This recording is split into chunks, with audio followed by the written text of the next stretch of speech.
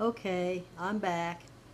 Today is the March the 4th of 2015, and I wanted to give you a report on my grandson. Um, he fell asleep last night, and so she took him to the doctor this morning, and the test revealed that he does have strep throat, and it's spread to his kidneys. So he got a penicillin shot. Bless his little heart. Um, so she wants to see him again Monday.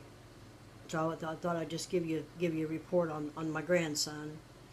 But anyway, the doctor wants him to drink a lot of water too. So anyway, I'm going to title this one "Panic Disorder Part 2," etc. I think because I want to get a little bit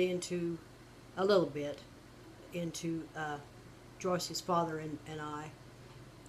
But yeah, about the panic disorders. After he left, for 6 months, I had agoraphobia. That's fear of leaving the house. For 6 months after he left, I couldn't even leave my apartment. So anyway, a visiting nurse came to the house for a while, and because I had been having really bad panic attacks, I had to call the paramedics a couple times. They were really bad ones. Anyway, so they told me how to breathe and all that if I felt one coming on, and I finally learned that all these years. I learned it, but yeah, I couldn't even get out of the house. I was petrified just to even get out of the house. I mean, so the nurse finally got me out of the house, out onto the porch, and then she got me down the steps, and then she took me for a little ride. She says, "Gloria, you'll be all right. You'll be fine. You're okay." And she took me out to McDonald's there on down like Land Boulevard, the one out there, and I got a drink and a hamburger, and she kept talking to me and kept talking to me, and she said, "Gloria, you're fine. You're fine." And I was so glad to get back home. I was just so it just yeah, I was like that for 6 months. That's what the breakup of my marriage to her dad did to me. I had no idea. I had no idea that he was seeing another woman. I had no idea. And like I said, I'll be getting into that. The reason why I'm kind of holding off talking about that is because it is very painful, and the wrong that was done. And I hate to talk about uh, his mother, his mother, because she's gone and she died of cancer. She died of cancer. But like I said, I'm totally honest, sincere, and I'm going to get into all of it. And but yeah, the panic disorders, it can really be bad. And I had my share. I missed a lot of my daughter's school functions because I couldn't go. I just honestly couldn't go because of the crowds of people, And her dad went a lot to her school functions, and I felt so bad because I couldn't go. Well, that started my drinking. I had a drinking problem. I wasn't an alcoholic, but I was headed there. I was headed there, and I would drink, to cover that up, and just so much. I mean, then later on, in later years, then I could have a few beers and I'd be fine. I didn't keep on drinking, and something finally hit me. Gloria, you get drunk, who's going to pick you up out of the floor? Who's going to pick you up out of the floor? He's gone. He's gone. And there was things said, and through the divorce, he got, we had split custody of my daughter at that time. I could have her on the weekends, and on some holidays I could have her. I wasn't even able to go over to the courthouse in Charleston to even fight, to contest the divorce. We didn't have a chance to talk, to even try to reconcile. just so many bad things, so many lies were told that wasn't true. He was deceived. Her dad was deceived big time. He was deceived. He was deceived, and his mother was a part of it. She never liked me. I'm going to say some of this. She never ever liked me. She branded me a tramp because I wasn't divorced from that older man that I had married when I was young. I wasn't divorced yet from him. And she branded me a tramp. Well, anyway, the woman that he got mixed up with, she was a thorn in my side way back when we were real young. She's a little younger than I am.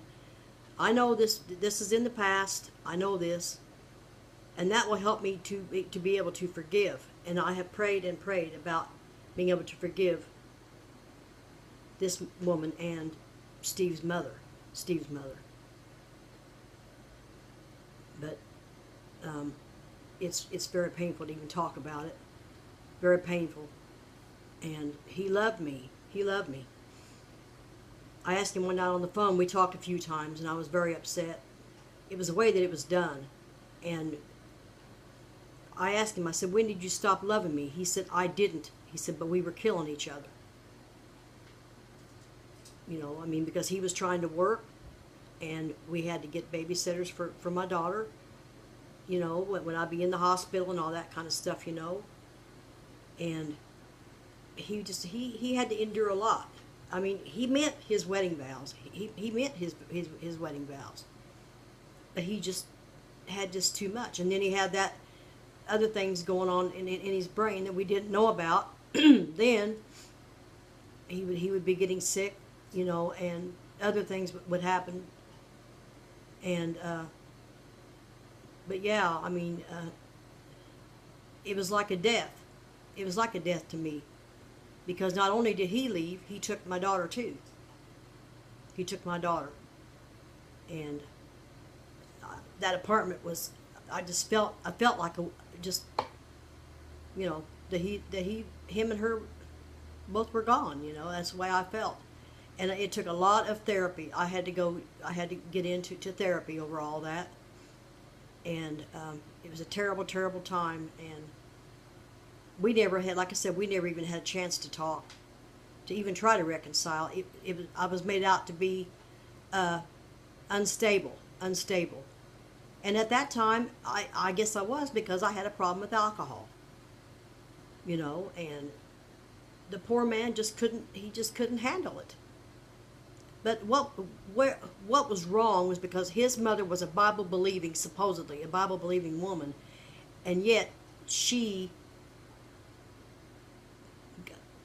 brought this other woman into the picture, and they would be sneaking around meeting each other, and his mother was behind it, supposed to be a Christian woman that loved God and everything. I mean, and then she told me on the phone, you know, well, I tried to accept you because of Joycey. I tried to accept you through the years. I said, no, you didn't. I said you were wrong for breaking a marriage up and taking a child away from their mother. Well, and then she said, well, it finally worked, didn't it, Gloria? It finally worked. I finally got him away from you after all these years. Yeah, she said that to me on the phone. And that was horrible. There could have been, what he should have done was set me down and said, you have a problem. Either we're going to have to get this taken care of, or I'm going to leave, or something. But he didn't, because he had two women working on him, pushing him to take Joycey and leave me. I know Joycey didn't want her name. She gets very embarrassed. She has anxiety now too, but she gets embarrassed when she's so afraid that some of his family is going to see these videos, and they're going to try to judge her, say things about her, you know, whatever. And I said, don't worry about it, honey. I said, don't worry about it. Everything's fine now. Everything's fine. But I did love her dad. We went through a lot of years. We were married 19 years, and we lived together 2 years before we were married. But we were together 22 years total. and we went through a lot of things, good and bad, good and bad. But we got away from the Lord. Like I said, we got away from the Lord a couple of times, and then the devil stepped in and brought two other people in to break us up, and that's what happened. That's the honest to God truth. Hey, I didn't cry. I got through that and I didn't cry, but that's a surprise. So anyway, I'm going to get off of here now. I've been on here 10 minutes and 20, almost 10 minutes and 30 seconds. So I better get off here now. But that's, I guess, the starting of part 1. And I said part 2, anxiety disorder. But all right, I'm going to get off here now. I'll do another one later on. Okay. God bless you, and stay with me on my journey, because some of this is going to be hard. Some of this is hard on me. I may break down. I'm sure I'll probably break down sooner or later. I will. So, all right. Okay, God bless you all. Bye-bye for now. Okay, bye-bye.